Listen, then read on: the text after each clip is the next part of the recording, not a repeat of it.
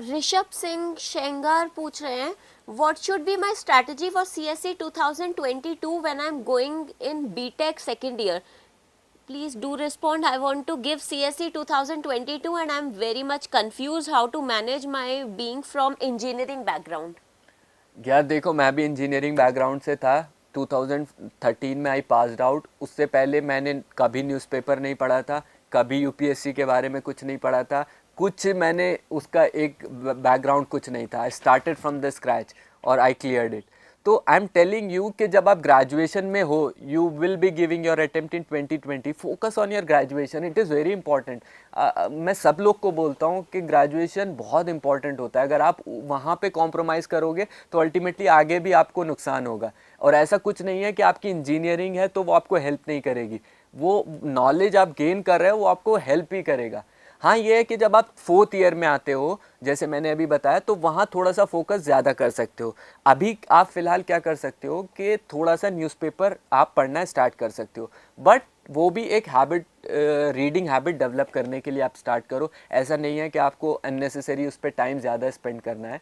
Habit है, उसको develop करो। 4th ईयर में जब आते हो, आई सजेस्ट कि वहाँ पे थोड़ा सा आप अपना यूपीएससी का सिलेबस, प्रीवियस ईयर्स पेपर्स, ये चीज़ें देखना स्टार्ट कर सकते हो।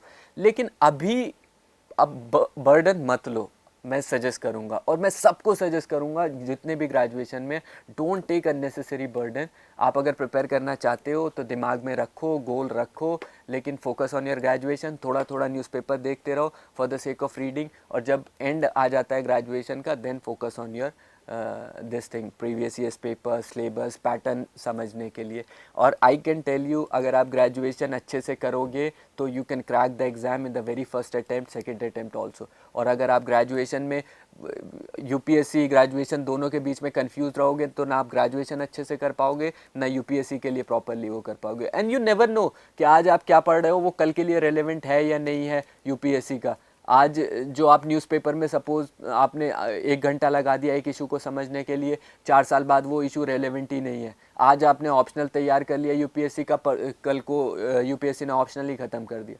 तो ये सारी चीज़ें हैं। फोकस ऑन योर ग्रेजुएशन, दिमाग में एक लॉन्ग टर्म गोल रखो यूपीएससी के लिए, आराम से क्लियर हो जाएगा। Arisha Tripathi on YouTube is asking, is 1 year sufficient for preparation?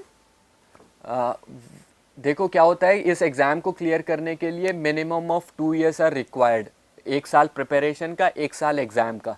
तो सपोज़ आप जून में स्टार्ट कर रहे हो तो जून टू जून आप 1 साल प्रिपेयर करते हो, और फिर उसके बाद 1 साल पूरा एग्ज़ाम का प्रोसेस चलता है। तो उस प्रोसेस में भी आप तैयारी कर ही रहे होते हो, तो 1.5-2 years लग जाते हैं पूरा एग्ज़ाम को क्लियर करने में।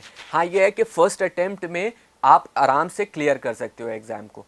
क्या होता है कि जो मिस्टेक्स मैंने बताई हैं अवॉइड करनी चाहिए, जितना जल्दी हो सके एग्ज़ाम को समझना चाहिए, स्टार्टिंग में टाइम वेस्ट नहीं करना चाहिए। पूरा जो मैंने एक फ्रेमवर्क बताया है उस टाइप से अगर आप अपनी स्ट्रैटेजी बनाओगे तो वो चीज़ें अवॉइड कर सकते हो जो जनरली लोग करते हैं, या मैंने की, या एक जो नया स्टूडेंट आता है वो करता है। तो फर्स्ट अटेम्प्ट में क्लियर करना ईजी हो जाता है। अभी भी आप अगर टॉपर्स देखेंगे, बहुत सारे हैं जिन्होंने फर्स्ट अटेम्प्ट में एग्ज़ाम क्लियर किया है। तो बेसिक जो चीज़ है वो यही है कि कितनी जल्दी आप यूपीएससी को समझ सकते हो, कितनी जल्दी ये समझ सकते हो कि वो क्या आपसे डिमांड कर रहा है, कितनी जल्दी आप ये समझ सकते हो कि एग्ज़ाम का पैटर्न कैसा है, क्वेश्चंस किस तरीके से आएंगे। अगर उस वे में आप डेडिकेटेड स्टडी करोगे तो फर्स्ट अटेम्प्ट में क्लियर कर सकते हो।